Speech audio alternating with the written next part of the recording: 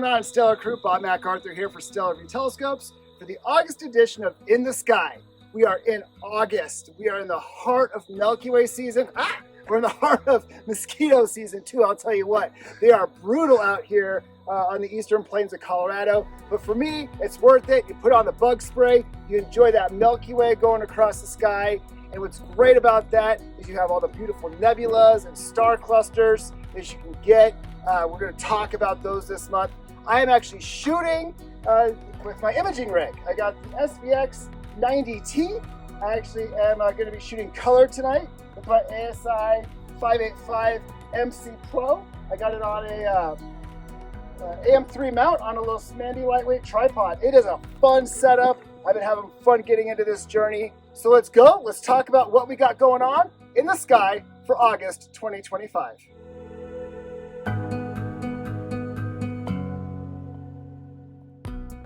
All right, Stellar Crew, what's going on? Here we are back in the classroom. It is August.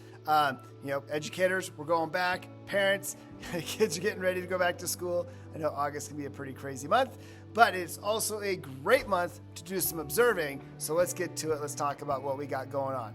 So this month we have a lot of really cool things going on in the sky. It's fun to watch the moon bounce between different planets and some of the brighter stars and constellations. So we start with August 3rd, where the moon is up there with Antares, the brightest star in Scorpius. Now this is a fun one because you get that kind of bright white contrast of the moon next to that kind of reddish orange Antares. Now on August 3rd, the waning gibbous moon is going to be up there near Saturn and Neptune. So Saturn and Neptune are making a really nice close approach. They're going to kind of be close to each other for the next couple of months. So that'll be fun. But the moon's going to join them up on August 11th.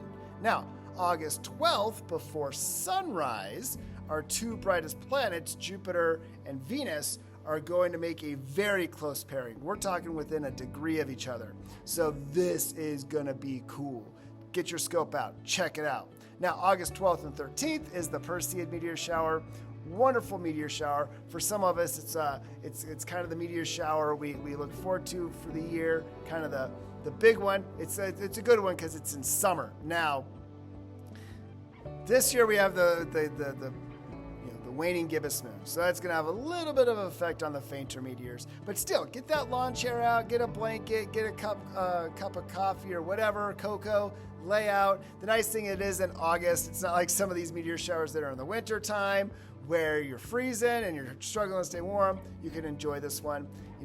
Getting out of city lights will help a little bit. But again, August 12th, 13th, Perseid Meteor Shower. Check it out. And then on August 19th, this is going to be pretty cool. I love it when you get really cool pairings. And this month, on August 19th, before sunrise, we're actually going to have Castor and Pollux, the two brightest stars in Gemini, pair up with Jupiter and Venus, the two brightest planets in the night sky, with the waning crescent moon. So Castor Pollux, Jupiter Venus, waning crescent moon. Check that out. That's going to be really cool to see. August 19th. I'll definitely be getting up on my way to school and see that pairing or that grouping. So that'll be really cool.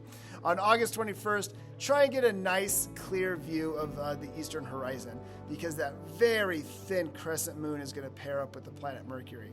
But again, getting a good view down to the horizon is going to be imperative to get that. Now, a couple of days later, on August 26th, that thin moon from August 21st goes through new moon, and now it is a waxing crescent moon. So a thin crescent in the western sky pairing up with Mars and Spica. So that'll be cool. August 21st, moon and Mercury. August 26th, moon, Mars, and Spica. Going through new. So check it out. So like I said, fun things to look at. Now the solar system, the planets are starting to happen. Now Mars again is really low in the western sky. Not really going to look like much through a telescope, but that pairing is going to be really pretty to see with that crescent moon. So evening planets right now are kind of still there, but you know what? That's fine. It's Milky Way season, and we have a treasure trove of deep sky objects to look at. Now, Saturn and Neptune, they're starting to come up a little more. So you don't have to stay up so late to see those, which is great. Saturn, I get through my observing session. I'm done viewing the deep sky objects of the Milky Way. About midnight, bam, Saturn. So that's pretty cool. And Neptune. I did get a shot of Neptune and its moon Triton, which is pretty cool when I was playing around with my cameras. So there you go. Nice little observing challenge. But a majority of the planets are up there before sunrise. So again, you have Mercury, you have Jupiter and Venus, and then Uranus is hard to get right now. So yeah, fall and winter are definitely going to be the time for the planets. But enjoy the deep sky stuff while we got it. Now, the sun, it is still solar maximum, so enjoy the sun, but enjoy it safely. Make sure you have the proper filter, whether it's that filter that goes over the front of the telescope or the proper solar H-alpha. Not visual H-alpha that we use for our night sky imaging, but solar H-alpha, and of course a proper filter. Because, we're in astronomy. It's a visual science. We need these. So protect your eyes and make sure you have the proper filters when doing sun stuff. So I love observing the sun, especially right now with the sunspots and the prominences. Amazing. So theskylive.com, great website to use when you want to find out where those planets are, the minor planets, comets, asteroids, a lot of asteroids to look at. So great website. And they get really good star charts. I actually used the Skylive to look for Pluto on my big dot. So check it out. Moon phases. There you go. Full moon, August 9th.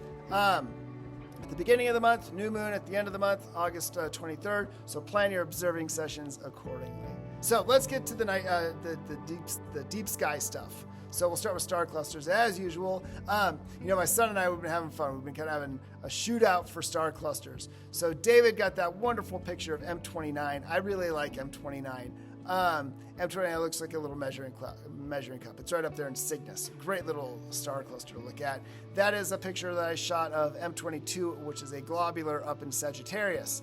There are so many star clusters to look at right now. I know a couple months ago I showcased a lot of globulars. Now we have a lot of open star clusters. M22 Sagittarius is a globular, but then we have NGC 6623 and Ophiuchus, IC 4756, which is a cool little open star cluster in Serpens. I like M6 and M7. They're kind of down there at the tail of the Scorpion. I only listed a few because I could have had a whole slide full of open and globular star clusters to look at. Of course, M29, the NGC 6866. Very nice little open, just boom, boom, boom, boom, boom. Nice bluish stars to check out in that one. Nice open cluster too, for sure. And then M55 and M75, they're a little bit past Sagittarius, getting into that Capricornus area. So and they're low. These are lower M objects. So our friends up there at high latitudes in the northern hemisphere may have a little bit of an issue because they're going to be kind of low, but they're really nice compact globulars. So check out M55 and M75. And again, those are just a few because you can literally start in Sagittarius and just scan through the Milky Way, just open cluster, open cluster, open cluster, like the wild duck cluster, M11 and Aquila. So many. And as it goes for nebula too. I mean, I have to handpick nebula. I mean, I'm sure you all have your favorites for the summer, but there are so many nebula to look at, especially now that we have Cepheus and Cassiopeia starting to come up. Great stuff there. But, we have M8, the Lagoon Nebula down there by Sagittarius. We have M21, the Trifid, M17, the Swan, or Omega Nebula. We have the Eagle Nebula.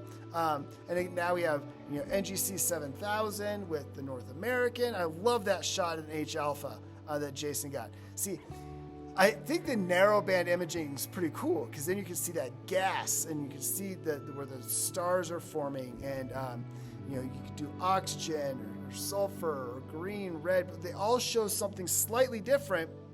And before you combine the images or the filter images, it's fun to look at what pops out because different objects give off different emissions in different wavelengths of light. So for me, as a science guy, science teacher, I love looking at the narrow bands. I did an H alpha of the Lagoon and the Trifid and the Omega, and it's cool to see that. Not a lot of stars because you're looking at the gas. So anyway, sorry, going off on a teaching tangent. So check out those, the North American. We have the Veil, always great. Now the Veil's huge, it's big. You can get a wide field view of it, but it's also great to get just parts of it or do a mosaic of the Veil. awesome nebula. Try and get the detail of the supernova remnant that it is. And then we have NGC 6445, the box. It is small. I did image this with my 90 and the ASI 585, right? It was tiny. So it's there. I saw it. You can see the green glow. It's there. So check that out. We also have the blinking planetary. Same thing. It's tiny. It's there. Now, with some of you with bigger optics or a focal extender, things like that, it could help you maybe get some of that detail, different wavelengths, different filters. Check out those planetaries. And then we have a nice reflection nebula, the Iris up there in Cephas. So we're getting some of those fall nebula, but we still have so much from the summer. So definitely check that out. Now, summer isn't really known for its galaxies. The springtime galaxy season, yes, but there are actually some really cool galaxies. This has been fun for me. See, I've been using my Deep Sky Companion book and, Burnham's Celestial Handbook. I've been trying to find some other really kind of different, obscure objects because, like I said, summertime's not known for galaxies. But here are some spectacular galaxies, like the Splinter Galaxy, NGC 5906 in Draco. Cool little galaxy. Nice little edge on. Check that one out. This is amazing. This Draco triplet. So, Robert got a phenomenal picture here. You have spiral, an elliptical, and an edge-on spiral. Kind of a nice variety. So check out NGC 5985, 5982, and 5981. You also have M102, nice little edge-on in Draco. And then you have NGC 6503. These are a little small. This is a small galaxy, but it's there.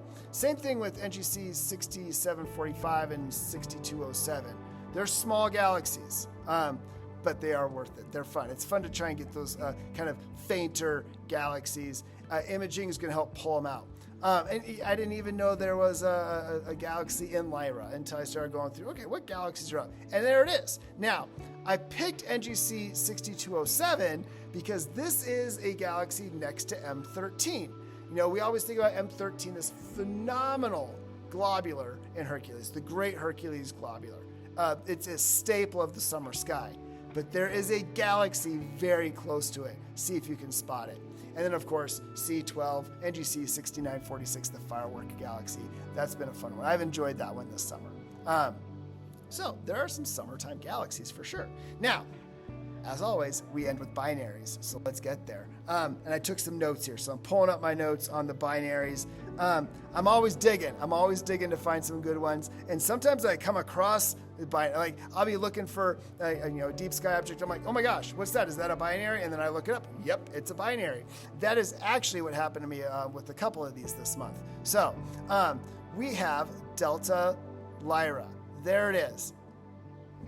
We always, you go to the double-double right up there in Lyra. But Delta Lyra is another one. And it has a very big separation, but has a really nice color contrast. You have a brighter orange primary and a bluish-white secondary, but they have a large separation. But it's just really pleasing to look at. So check that one out. And then we have Struve 2902 in Lacerda. So I ran across this one.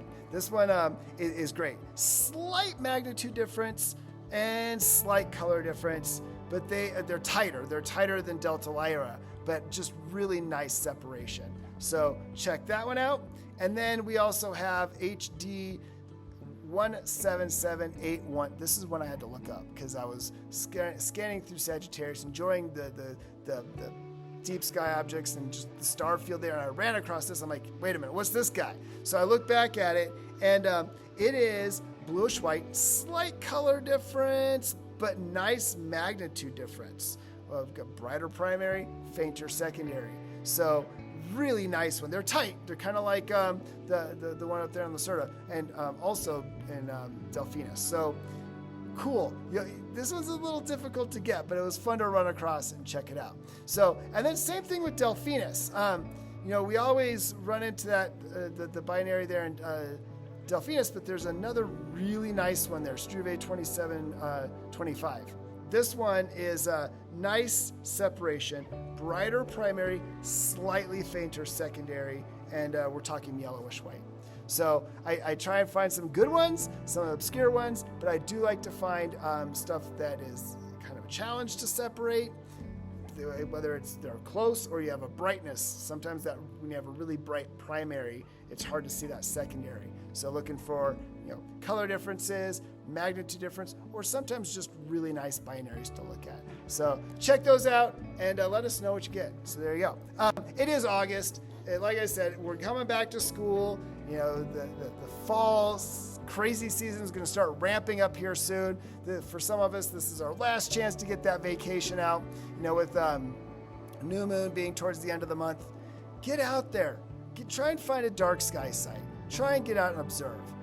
Whether it's your backyard or maybe you go to a national park, because national parks are working really hard to become dark sky compliant. State parks are too. Or again, I always talk about just sharing your passion with your neighbors.